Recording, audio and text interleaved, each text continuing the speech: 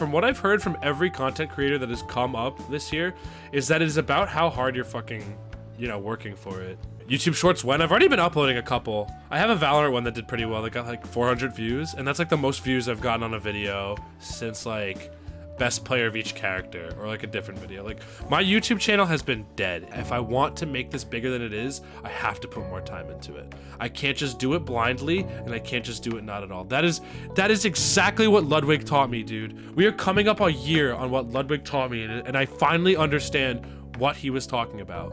So if you guys don't know, Ludwig made a video about me, a mogul male. This was before he started reporting on drama, but way before he did all that, he made this video. 1 year ago, I was just in my bed, fucking like, oh my god, what am I gonna do about my future? I feel so fucking lost. The only thing I enjoy is playing video games and making content and shit. Ludwig made Mogul Mail, which was a channel you could email your questions to him, and he would answer them. And I jumped on that shit immediately. This is my email that I sent Ludwig. He did paraphrase it a bit, but there were also a lot of words in that shit. Hey Lud, hope you're doing well. I found myself pretty stressed about the future lately. To preface, I went to school for computer science, and my parents thought that'd be a field I'd be interested in. My parents pushed me towards computer science. I had no idea what the hell I wanted to do. And I should have noticed the signs earlier, really. Like, as a kid, the 3 jobs I can clearly remember wanting to have were ridiculous. But my first job was I wanted to be a weatherman. As a child, because I loved watching the Weather Channel. I had some weird ass fixation with the Weather Channel. I just loved watching the Weather Channel. It was such a vibe. The vibes are peaceful, and just no one, you know, the weather's cool. Talking about the weather is cool. You know, it changes all the time. It's cold, it's hot, blah, blah, blah. You can report on that. There's all science behind it. Being a weatherman is so fucking cool. Second thing, I got really into reading. So I wanted to be an author. I wanted to write my own books and stuff like that. And instead of writing books, I just read a bunch. And then I wanted to be an actor because I saw all these child actors being famous and stuff, and I was like, that would be cool. But yeah, those are the 3 jobs I wanted. And I should have known. All 3 of those jobs are creative jobs. Kinda. Weatherman, maybe not so much. My parents were reading all these articles, and they knew how much money people in computer science make. It was like one of the fastest growing fields out there. That's what they were pointing me towards. They're like, you like video games, you like technology, why don't you go towards computer science? So then I did IT for a little bit, but I got laid off. Getting laid off gave me time to think about it, and I hate IT. That's good. That's normal. You should hate IT unless you're a robot. Over there. Facts. Fuck IT. IT is garbage. Dog shit. I never want to do it again. If I have to do it again, I will. But fuck IT. It is so stupid.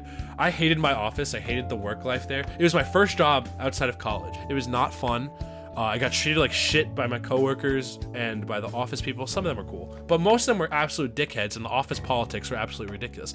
Also, the only thing you really have to do in an office is like fix the printer sometimes, reset email passwords, figure out little computer issues. A trained monkey could do IT. I'm not even joking. I Googled everything for this job. I got laid off due to the pandemic, and I spent an entire year on unemployment. I didn't learn anything, and I just laid in bed every single night thinking, God damn, what am I gonna do with my future? Am I wrong to want to dream about being a content creator? I felt so conflicted because I was like, every content creator will always tell you, never make your like job being a streamer unless that shit is actually paying off, or being a content creator unless that shit is paying off. Never go full time with it. Always have a plan B and always have a backup plan in the meantime to do that with. So I was like, is this stupid? This is not a stable field. Why would I ever want to do this? Or rather, why would I ever put all my chips on this when it's so dangerous? My family doesn't approve of it.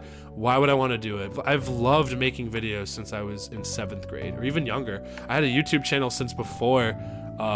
First of all, I've been watching YouTube since like the websites, like right after the website's inception. Like I watched like all those old videos, like Tyler the Unicorn, Fred, Muffins by Liam Kyle Sullivan, like all of these old videos. And I've been on YouTube forever.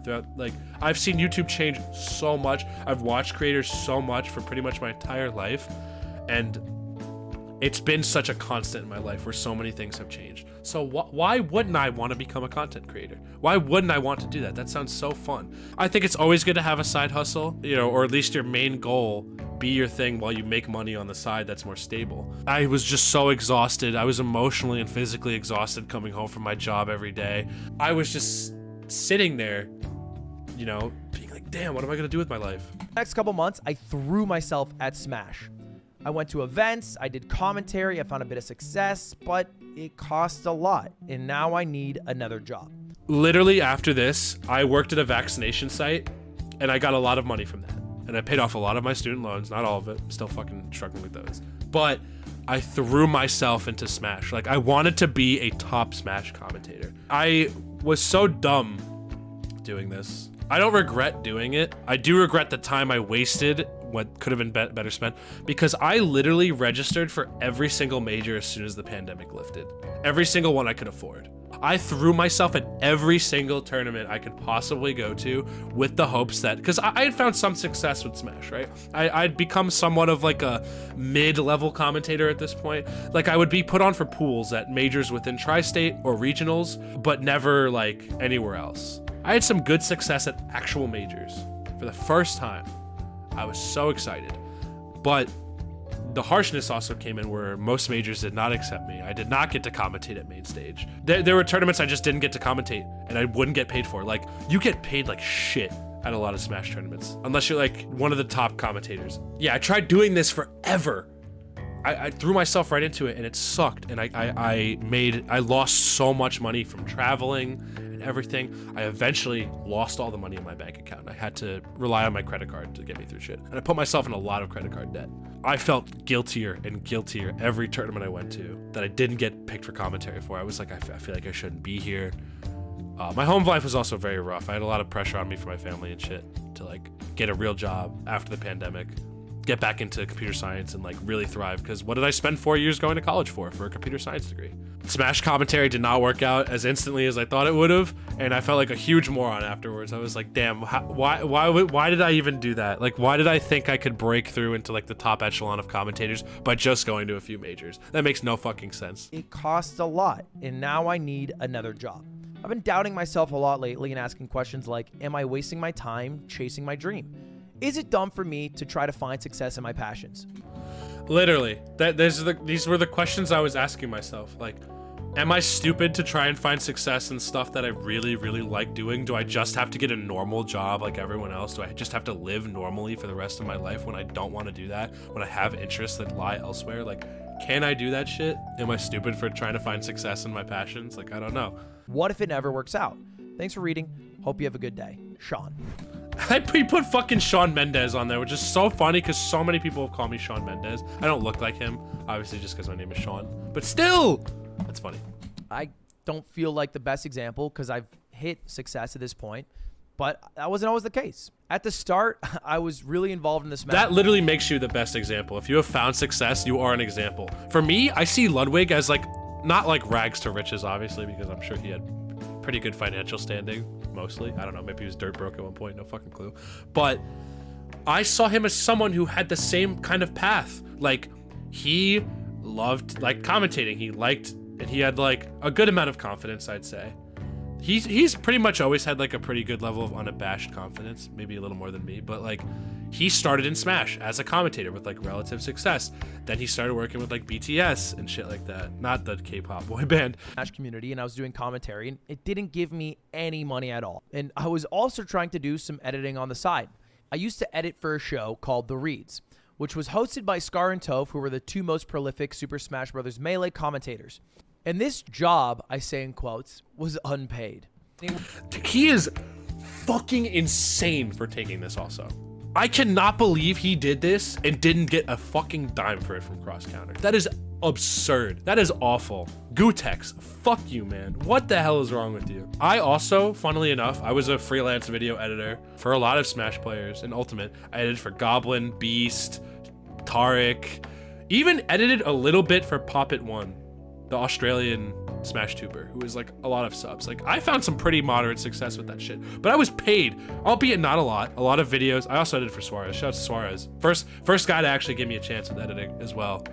But I got paid like dog shit. I got paid like $25 per video, $50 per video sometimes. Do you realize how long it takes to edit a video? A long time. It takes a lot. Like, I was spending entire days on this shit. I was getting paid $25 for one video. And you're telling me he did like hour-long reads episodes for no money? Zero? He probably had to meet deadlines and shit too. He's insane for that. It was done through Gutex, who you might know as the face of PogChamps, or a profound alt-right Dog, how the fuck did he think this haircut was the wave, bro? activist. I don't know if he was there January 6th. You have to ask Bumper and Connor Eats Pants. LOL. Either way, he owned a company called Cross Counter, and they had their own show that was basically the same show Scar and Toph were doing, but for Street Fighter. Because they owned the exact idea, Scar and Toph were like, oh, we'll work with these guys. And they had their own editor, but the editor was doing a bad job. And I used to run a parody account for Toph.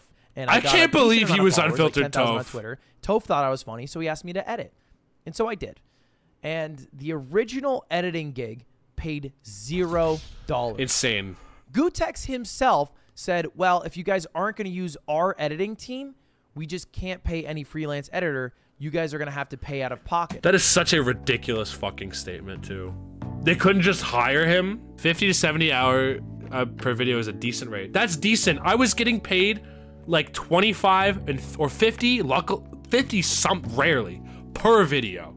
Not even per hour, per video. Other people offered me like $10 an hour. Just like, I was scraping, bro. I was really scraping, but that's what you have to do at first. But the amount of money they were making from the reads wasn't even enough to pay for their production guy, let alone themselves, let alone me. So for 6 months, I would work on a MacBook that I got when I worked at Apple, and I would edit painstakingly with Premiere crashes. I can't believe he did this, bro. Terrible on Apple products. And it was miserable. I would sit alone at Smash Fests or Hangouts or parties in the corner editing. And that's what I did for a long... But that's dedication. That is like a level of discipline I want to achieve with content creation. Like, he still grinded. Even if I have something to do in like less than an hour, I'll be like, I can't fit this in here. He was squeezing in editing time whenever he could. That is discipline, bro. That is discipline. I don't have that shit. If I'm in a social setting, I'm like, I can't focus on this shit. I'm just not gonna do it. And that's probably the normal thing to do, right? That's probably what normal people do.